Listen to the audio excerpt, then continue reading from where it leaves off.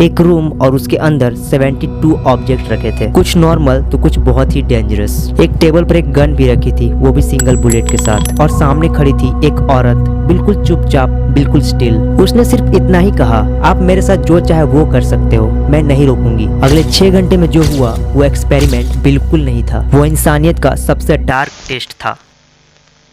ये कहानी है मैरिना एब्रामोविच की, जो दुनिया के सबसे डेयरिंग परफॉर्मेंस आर्टिस्ट में से एक मानी जाती है। उनका आर्ट जो है वो सिंपल नहीं होता, वो अपने बॉडी को, अपने पेन को एंड अपने लिमिट को टेस्ट करती है। 1974 में इटली के एक आर्ट गैलरी में उन्होंने एक एक्सपेरिमेंट डिजाइन किया, नाम था रिदम जीरो। लेकिन ये सिर्फ एक आर्ट परफॉर्मेंस नहीं था, ये एक साइकोलॉजिकल एक्सपेरिमेंट था जो इंसान के बिहेवियर को एक्सपोज करने वाला था। मैरिना का मानना था कि एक इंसान का असली रूप तब सामने आता है जब उसे कंप्लीट फ्रीडम मिलती है। Okay, now the rules simple थे। रूम के बीच में मैरिना खड़ी रहेगी, वो भी बिल्कुल मोशनलेस। उनके सामने एक टेबल होगी जिसमें 72 ऑब्जेक्ट्स रखे होंगे और ऑडियंस उन सब ऑब्जेक्ट का यूज करके मैरिना के साथ जो चाहे वो कर सकती है। कोई रेस्ट्रिक्शन नहीं और कोई पनिशमेंट भी नहीं। और सबसे इम्पोर्टेंट रूल इसमें ये था कि मैरिना जो है वो रिएक्ट नहीं करेगी और किसी को कुछ भी करने से नहीं रोकेगी। नाउ अब एक्सपेरिमेंट जो है वो स्टार्ट हुआ। रूम में लोग आने लगे और देखने लगे। शुरू के कुछ मिनट सब नॉर्मल था,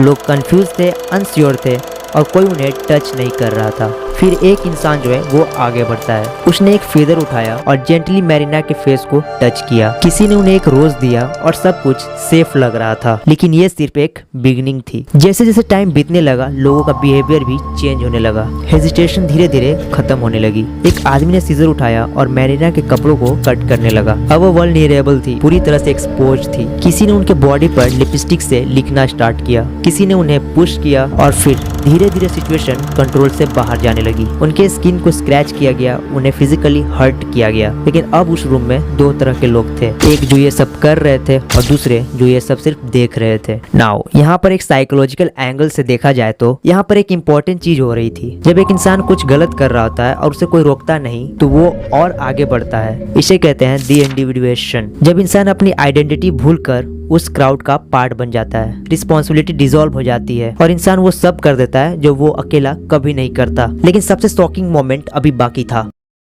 एक आदमी ने टेबल से गन उठाई और उसमें बुलेट डाली और उस गन को मैरिना के हेड पर डायरेक्ट रख दिया। रूम सडनली साइलेंट हो गया। ये अब आर्ट नहीं था, ये लाइफ और डेथ का मोमेंट था।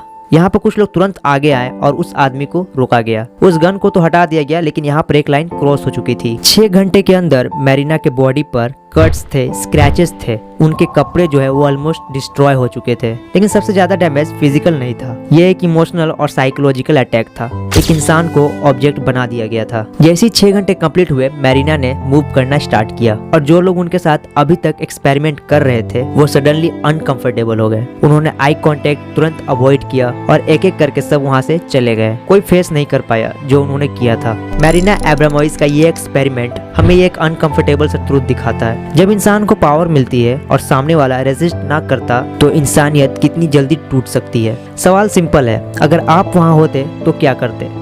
Let me know in the comment section. After 6 hours, which was like at 2 in the morning, the galleries come and say the performance is over. I start moving and start being myself because I was there like a puppet just for them. And that moment, everybody ran away. People could not actually confront with me as a person. I remember going back to hotel, look in the mirror, and I found a big piece of white hair.